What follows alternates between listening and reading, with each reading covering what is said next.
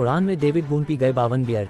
पूर्व दिग्गज ने किया खुलासा, बाकी ऑस्ट्रेलियाई दिग्गजों का भी है रिकॉर्ड। एशियन सीरीज में इंग्लैंड की ऑस्ट्रेलिया के हाथों 1-4 से हार के बाद के हफ्तों में इंग्लैंड टीम की ड्रिंकिंग कल्चर को लेकर काफ़ी चर्चा हो रही है। दरअसल इसकी शुरुआत उन तस्वीरों से हुई जिनमें एशियन के दौरान टेस्ट मैचों के बीच ब्रेक में इंग्लैंड टीम को नूसर में शराब पीते हुए देखा गया।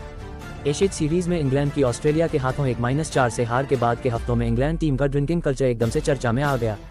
हार के बीच इंग्लिश खिलाड़ियों के बहुत ज़्यादा बियरबाजी करने को भी एक वजह बताया गया। बीच सीरीज में मीडिया में ये खबरें लगातार सुर्खियों में बनी रही। दरअसल इसकी शुरुआत उन तस्वीरों से हुई जिनमें एशियन के दौरान टेस्ट मैचों के बीच ब्रेक में इंग्लैंड टीम को नूसर में शराब पीते हुए देखा गया।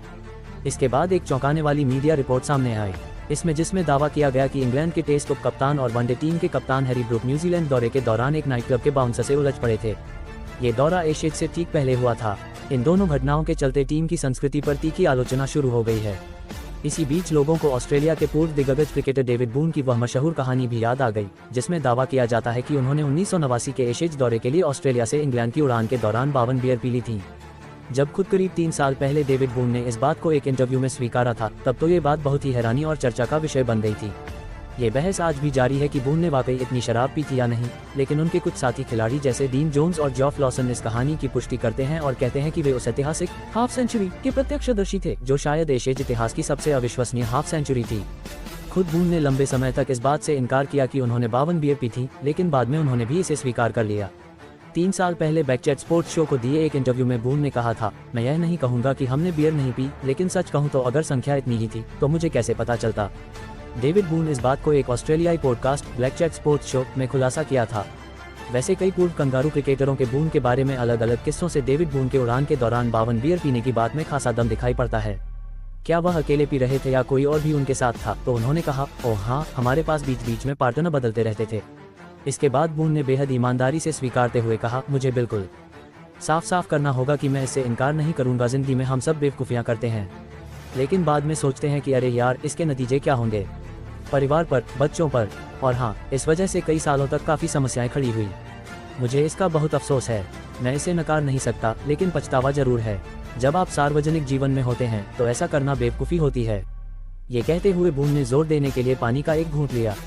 ऑस्ट्रेलिया के लिए अपने शानदार करियर में तस्मानिया से आने वाले घनी मूंछों वाले बून ने 107 टेस्ट मैचों में 7,422 रन बनाए और 181 वनडे मैचों में 5,964 रन जोड़े। वह 1987 विश्व कप जीतने वाली ऑस्ट्रेलियाई टीम का भी हिस्सा थे और बाद में राष्ट्रीय चयनकर्ता बने। हालांकि बून अकेले ऐसे ऑस्ट्रेलियाई क्रिकेटर नहीं हैं जिनसे शराब पीने की ऐसे अनेक किस्से हैं। डग वॉल्टर्स के बारे में कहा जाता है कि उन्होंने 1977 की एशियन सीरीज के दौरान लंदन की उड़ान में 44 बियर पी ली थी।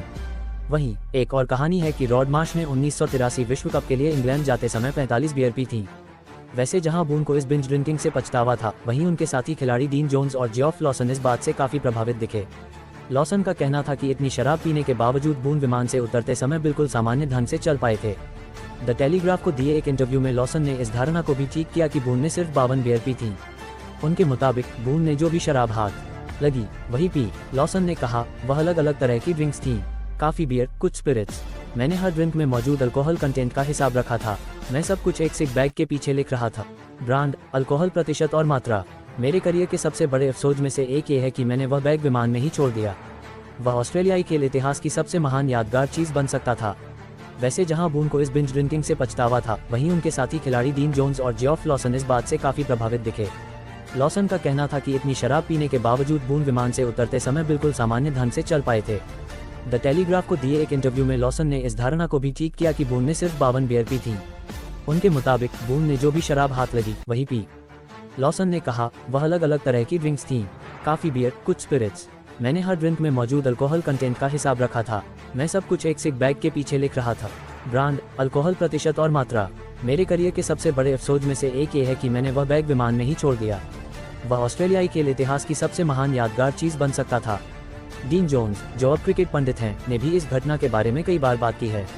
उन्होंने बताया कि 1989 का एशेज दौरा उनका पहला था, इसलिए उनके पिता ने उन्हें सलाह दी थी कि वे फ्लाइट में किसी अनुभवी खिलाड़ी के साथ बैठें ताकि इंग्लैंड की परिस्थितियों के बारे में सीख सकें।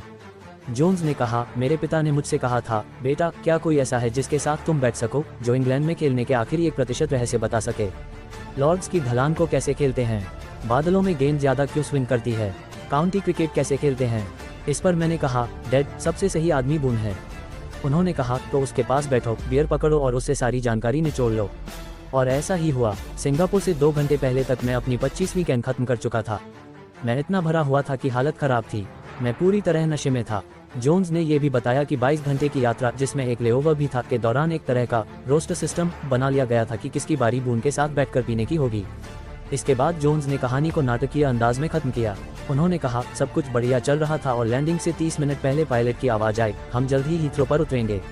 लेकिन तभी फ्लाइट सर्विस डायरेक्टर दौड़ती हुई कॉकपिट में गई। तब ऐसा किया जा सकता था और बोली, आप ऐसा नहीं कर सकते। कप्तान ने पूछा, क्यों? वह बोली, बून अपनी 49वीं कैन पर है, वह रिकॉर्ड नहीं तोड़ पाएगा।